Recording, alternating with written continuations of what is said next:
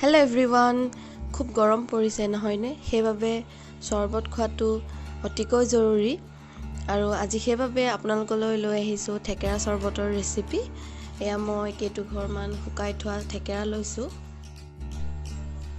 আৰু এতিয়া থেকেৰাখিনি আন এটা বাটিত অলপমান পানীৰে সৈতে তিয়াই থৈছো আধা ঘণ্টামান তিয়ালেই হৈ যাব তাতকে কম তিয়ালেও একো কথা নাই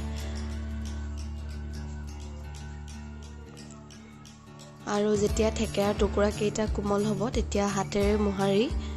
থেকেৰাৰ ৰস উলিয়াই লম আৰু এয়া চাওক লাহে লাহে মই হাতেৰে মোহাৰি দিছো কালাৰটো চেঞ্জ হৈ গ'ল আৰু থেকেৰা কেইডোখৰো গুৰি হৈ গ'ল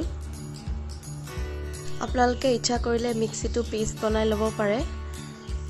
মই দুটা গিলাস লৈছো এটা গ্লাছত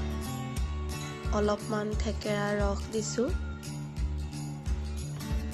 আৰু আনটো গ্লাছতো সমান পৰিমাণে থেকেৰাৰ ৰস দিছো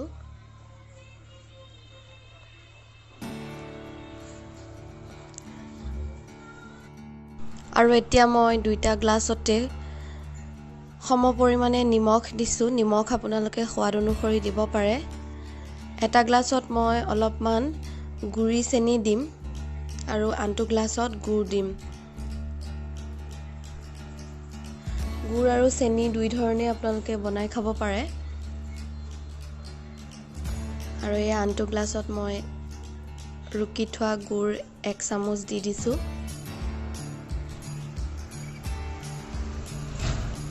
আৰু এতিয়া আটাইখিনি মিক্স কৰি লৈছো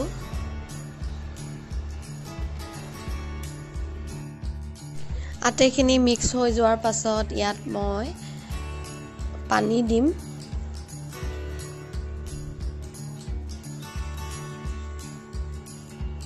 মই ৰংটো অলপ ডাঠকৈ ৰাখিছো অৰ্থাৎ মই থেকেৰাৰ পানী খৰকৈ দিছো আপোনালোকে ইয়াতকৈ যদি পাতলকে খাব বিচাৰে তেনেকৈও পাৰে আৰু এয়া চাওক থেকেৰাৰ শৰবত খাবৰ বাবে সাজু হৈ গ'ল আৰু এতিয়া ইয়াৰ ওপৰত মই পদিনাৰ পাত দুখিলা দি দিছো ইচ্ছা কৰিলে পদিনা অলপমান মিহি কৰি আগতেই তাত দি ল'ব পাৰে আশা কৰো ভিডিঅ'টি চাই আপোনালোকে ভাল পালে